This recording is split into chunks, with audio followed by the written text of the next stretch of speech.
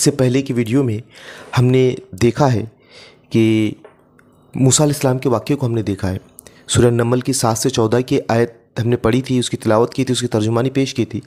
लेकिन अब हम यहाँ पर देखेंगे, मैं उस वाक़ये का पूरा खुलासा आपके सामने रखता हूँ कि मूसा अलैहिस्सलाम कहीं जा रहे थे, या आप मदियन से हो सकता है कि मिस्र जा रहे हो। वो डिटेल्स नहीं दी, हम उन डिटेल्स पर ना देखते हुए कि उस कुरान उस 7 से 14 नंबर की आयतों में अल्लाह ने क्या मज़मून बयान किया है, क्या बातें बयान की गई है, तो हमारे लिए हिदायत और नसीहत के लिए क्या बातें हैं वो देखने की कोशिश करेंगे।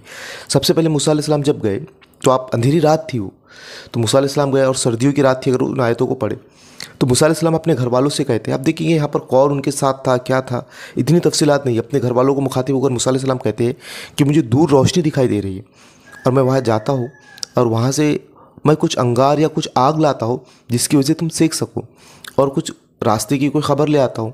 तो मूसा अलैहिस्सलाम को भी पता नहीं था कि अब उनको रिसालत दी जाने वाली थी या उनको रिसालत मिलने वाली और अल्लाह से बात करने वाले हैं। फिर मूसा अलैहिस्सलाम वहाँ पहुँचे तो उन्हें रोशनी देखी और वहाँ से आवाज़ आई कि ए मूसा, मैं अल्लाह हूँ।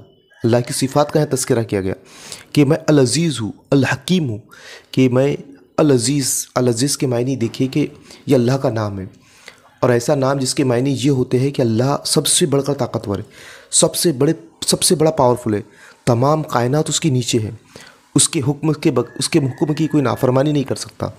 वो रब अल अज़ीज़ सबसे बढ़कर पावरफुल। आप देखिए कि कितनी बड़ी बात कि अल्लाह का कोई मुकाबले की भी नहीं सोच सकता, सबसे बढ़कर पावरफुल अल अज़ीज़। अल हकीम हिकमत वाला, कि उसके जो फ़ैसले वो हिकमत पर मबनी होते हैं, तमाम फ़ैसले।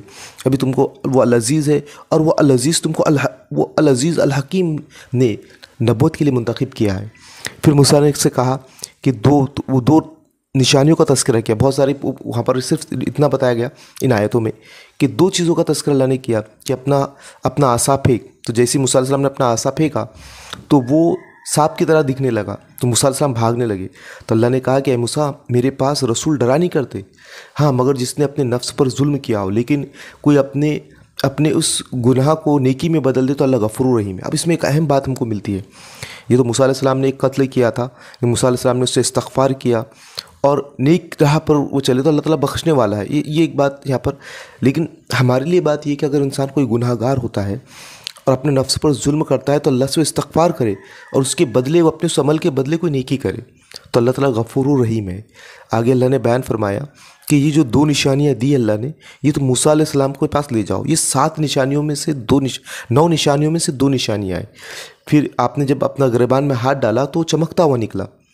तो ये 2 निशानियाँ बहुत अहम थी मूसा अलैहिस्सलाम के ज़रिए से। लेकिन जब वो गए तो जब भी कोई कौम होती है और वो हुकूमत पर हो तो वो जाबिर होती है, वो जालिम होती है, तो उन्होंने इतनी खुली निशानियाँ देखने के बावजूद भी उसका इनकार किया, तो अल्लाह ने उन इनकार करने वालों को ख़त्म कर दिया, निस्तो नाबूद कर दिया, बर्बाद कर दिया, फ़िरौन गर्क कर दिया गया। तो हालांकि उन्होंने मान गए थे कि ये अल्लाह की तरफ से निशानियाँ, लेकिन अपनी ताकत, अपनी दौलत के गुरूर में उन्होंने इनकार किया, अल्लाह तकब्बुर किया। तो तब तकब्बुर उन्होंने किया तो अल्लाह ताला ने उनको बर्बाद कर दिया। तो ये पूरा खुलासा मैंने आपके सामने रखा है कि अब हमारे पास एक अल्लाह ताला की निशानी है और वो कुरान मजीद है, और ये जो किताब है अल अज़ीज़ और अल हकीम रब की तरफ से नाजिल करदा है। इस किस्से को बयान करने से पहले अल्लाह ताला ने कहा कि ये कुरान अल्लाह रब्बुल आलमीन की तरफ से है, अल अज़ीज़ अल हकीम रब की तरफ से है। तो हम गौर करें कि ये जो किताब की तालीमात है, ये किताब का जो मैसेज है, तो हम उन लोगों तक भी पहुँचाएँ कि जिनके पास ये मैसेज नहीं गया, कि जो दूसरों की इबादत करते, दूसरों की बंदगी करते, अपने हकीकी रब को छोड़कर दूसरों की इबादत और परस्तिश में मशगूल है, उनको ये बातें हम पहुँचाएँ, इस कुरान का मैसेज हम दें। मैं अल्लाह ताला से दुआ